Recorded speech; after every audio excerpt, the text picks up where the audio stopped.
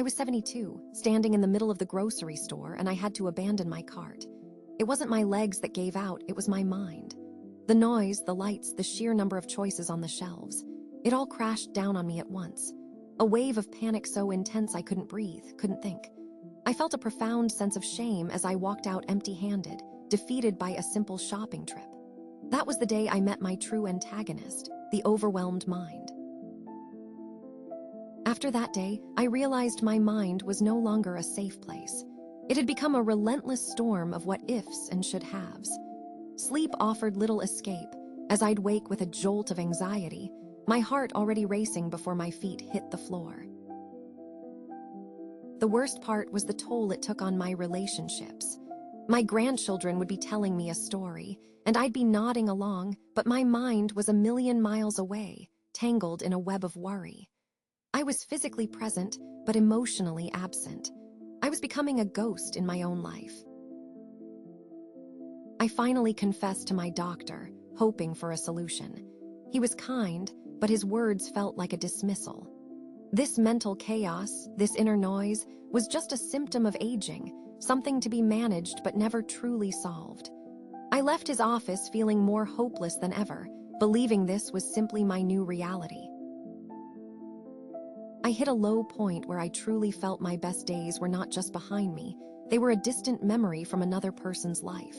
The vitality I once had was gone, replaced by a constant, humming anxiety that colored everything gray. I wasn't living, I was just enduring.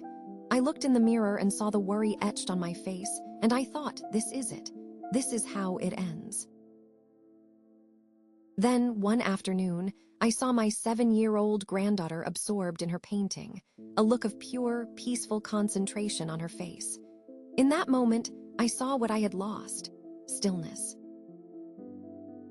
That night, I sat down at my old desktop computer. I felt a bit foolish, but I typed in ways to quiet the mind for seniors.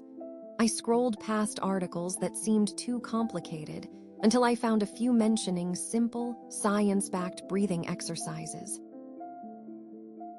This was my aha moment. The articles, citing real gerontology research, explained that meditation for seniors wasn't about emptying the mind, which felt impossible. It was about giving the mind one simple thing to focus on: the breath. Short, guided sessions could literally lower blood pressure, reduce the stress hormone cortisol, and improve focus. It wasn't magic, it was biology. And the best part, I could do it sitting in a chair for just a few minutes a day. The next morning, I decided to try it. I sat in my comfortable armchair, closed my eyes, and set a timer for just 3 minutes. My mind immediately started racing, listing all the reasons this was a waste of time. But I just kept gently bringing my focus back to my breathing. When the timer went off, something amazing had happened. For maybe 10 seconds total, there had been quiet, a small clearing in the storm. That tiny victory was enough. I made a promise to myself: 5 minutes every single morning in that chair. It became a non-negotiable part of my routine. It was my time, a small act of self-preservation before the day's chaos could begin. I found a simple technique that worked for me, called box breathing. It gave my frantic mind a simple pattern to follow. This wasn't about achieving enlightenment. It was a practical anchor in the storm of my own thoughts. It wasn't a magic cure. There were days the anxiety was so loud, the 5 minutes felt impossible. But I learned to just sit with the noise, without judgment, and that was a victory in itself. Slowly, the benefits started to seep into the rest of my day. I'd be waiting in line, and instead of feeling agitated, I'd automatically take a slow, deep breath. The quiet was no longer confined to my morning ritual. It was becoming a part of me. The deepest revelation was this: the goal was never to silence my mind. That's impossible. The goal was to stop being swept away by every thought and feeling. I learned to observe the worry, acknowledge it, and then let it float by like a cloud in the sky. I wasn't the storm anymore. I was the sky, vast and calm, simply watching the weather of my mind pass through. Today, my reality is completely different. I wake up and feel a sense of peace. The constant, buzzing anxiety has been replaced by a quiet hum of contentment. I'm 74 now, and I feel more vital and alive than I did at 72.